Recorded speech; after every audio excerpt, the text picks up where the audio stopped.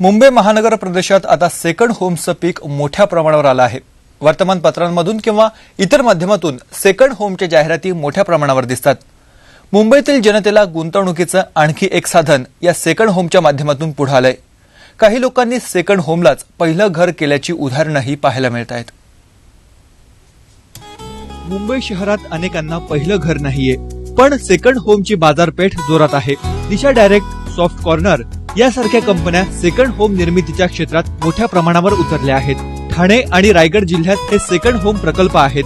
मुंबईच्या गर्दी आणि गोंगाटापासून दूर, पण मुंबई शहरापासून 1.5 ते 2.5 तासाच्या अंतरावर हे प्रकल्प आहेत।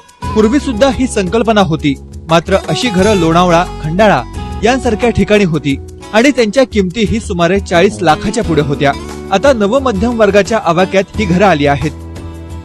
एकदम मध्यमवर्गीयांना परवडेल असे म्हणजे 10 लाख 15 लाखाचे असे बंगले आणले आणि 7 वर्षापूर्वीपासून जेव्हा आम्ही सुरू केलं त्यापासून जवळजवळ आम्ही 23 प्रोजेक्ट्स आता पूर्ण केले आहेत।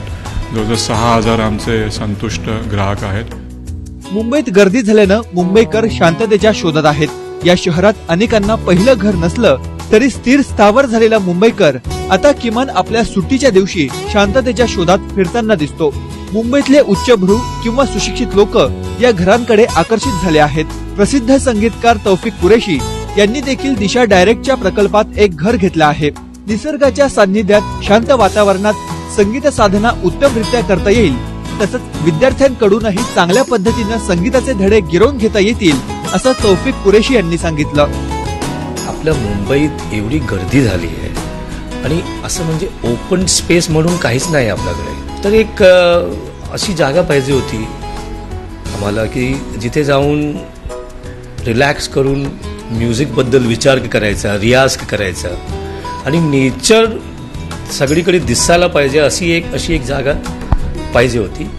तर म्हणून ही दिशा डायरेक्टची ही शहापूरमध्ये ही आम्ही जागा जाऊन बघितली। मुंबईची आज घरांची मागणी 10 लाख घरांची आहे। घरांचं निर्माण कमी प्रमाणात होत असल्यानं या घरांच्या किमतीही काही प्रमाणात चढ्या आहेत, असं बोललं जातं। मुंबईत जमिनीच्या किमती जास्त असल्यानं घरांच्या किमती जास्त आहेत, असं सांगितलं जातं। त्यामुळे घरांची निर्मिती होऊनही सामान्यांना पहिल्या घरापासून वंचित राहावं लागतं। पण दुसऱ्या किंवा सेकंड होमची मागणीच मुंबईसारख्या शहरात किमान 2 लाख लोकांकडून आली आहे। ग्राहकाला शेतीची पार्श्वभूमी नसली तरी त्याला दिशा डायरेक्टचं फार्म हाऊस घेता येतं, अगदी कायदेशीर पद्धतीनं। आज असं कुठेही नाहीये की जर तुम्ही फार्मर नसाल तर ॲग्रिकल्चर लँड घेऊ शकता, असा कुठचाही कायदा। खूप जण आहेत ते म्हणतात आम्ही तुम्हाला फार्मर बनवू, तर आमचे जे फार्मिंग प्रोजेक्ट आहेत ते सुद्धा आम्ही नॉन ॲग्रिकल्चर कन्वर्ट केले आहे। म्हणजे तो फार्मिंग प्रोजेक्टच आहे, पण तुम्ही शेतकरी नसाल तरी because it is a non agriculture you can म्हणजे तुम्ही विकत घेऊ शकता। So it's a perfectly legal condition or a situation.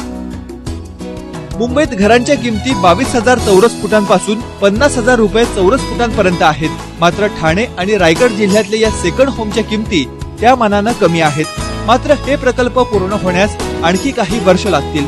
ETV news, Mumbai. पाऊस चांगला होऊनही अन्नधान्यासाठी ग्राहकाला जादा पैसेच मोजावे लागणार। बघूयात अल्पशा विश्रांतीनंतर।